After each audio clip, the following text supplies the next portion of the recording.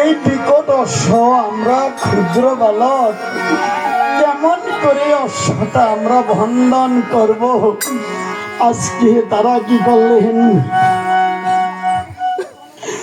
আজকে তারা তখন আমি কি করলেন?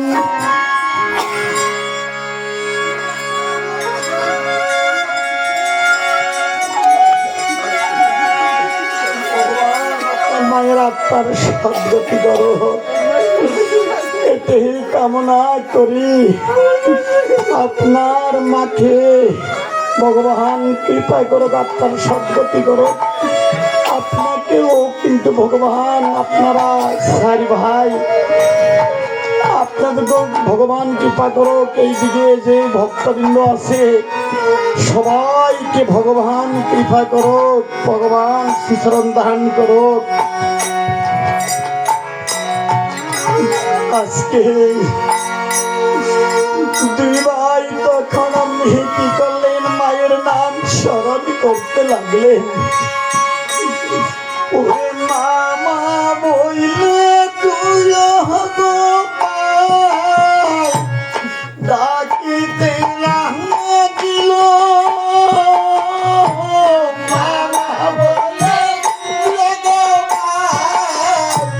ডাকিতে লাগিল, ও মামা বলে তুই ডাকিতে লাগিল, মামা বলে ডাকিতে লাগিল,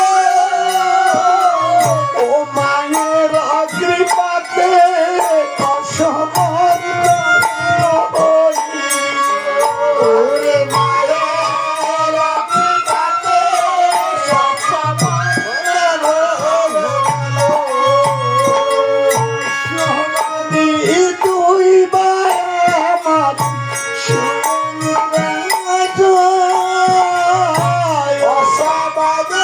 দুই ভাই আমার অসবাদে দুই ভাই আমার শুয়ে নিতে যায়, ওই অসবাদে দুই ভাই আমার শুয়ে নিতে যায়,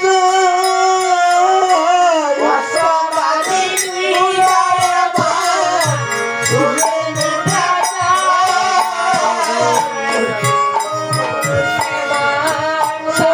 সত্যি রুগ্ন বীর আসিলেন সেটা সত্যি রুগ্ন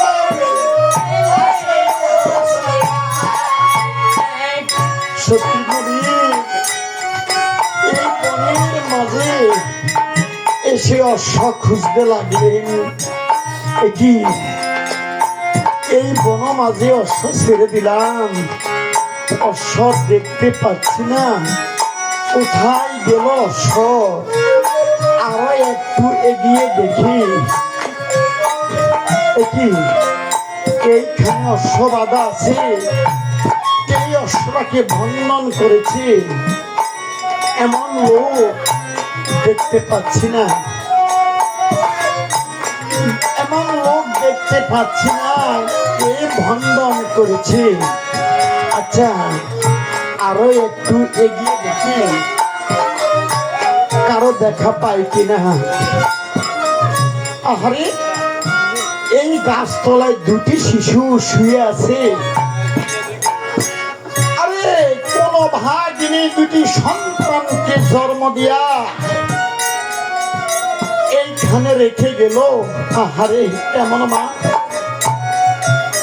কত সাধন করে পুত্র পায় না, আর কোন অভাগিনীর গর্ভে সন্তান ভগবান দিল, আজকে এখানে রেখে গেল।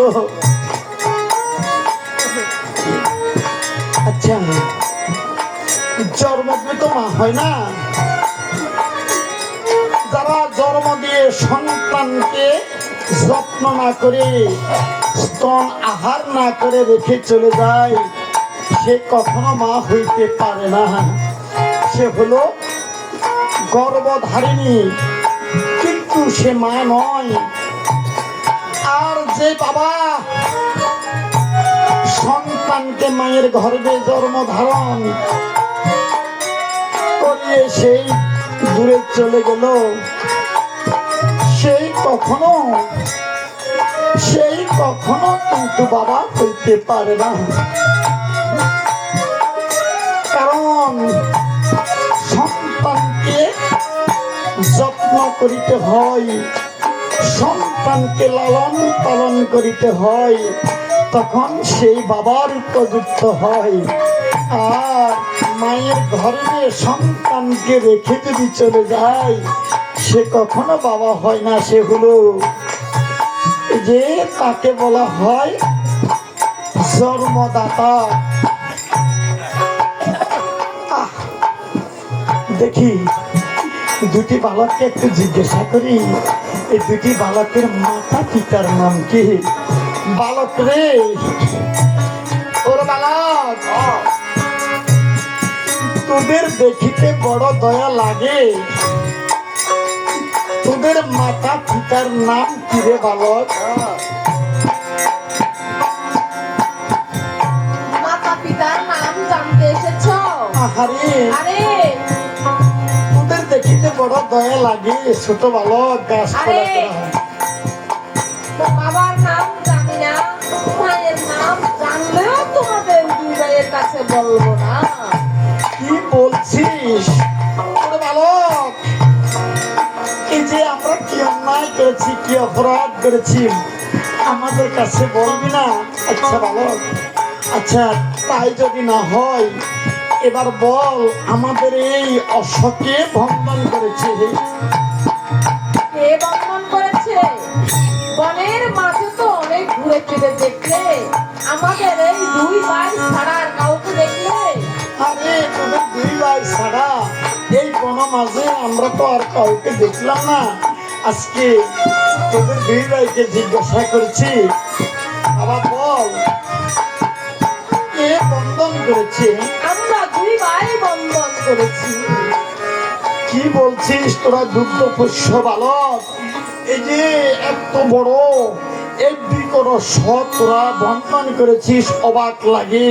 বাবারে, সত্যি যদি বন্ধন করিয়ে থাকিস রে বালক, এই অশ্ব কিছুতেই ছাড়বো না।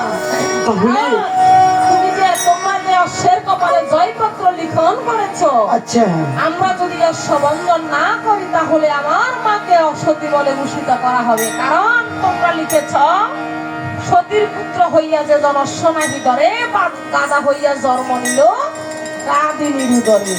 আবার লিখেছ, সূর্য বংশে দশরথ অজরানন্দন, তার পুত্র শ্রীরাম লক্ষণ দিয়েছিলেন বন। পঞ্চবটী বনে থাকতো রামা নারায়ণ, শূর্পণখার নাসিকা কাটি নিল লক্ষণ, শূর্পণখার নাসিকা কাটি নিল লক্ষণ, এই কারণে রামের সীতা হরিল রাবণ। তোমরা যে জয়পত্র লিখন করেছ, সেই লিখন অনুযায়ী আমরা অশ্ববন্ধন করেছি। বিনা যুদ্ধে অশ্ব কিছুতেই ছাড়া যাবে না। বালক, তোরা হলি দুগ্ধ পুষ্য এই ক্ষুদ্র বালক,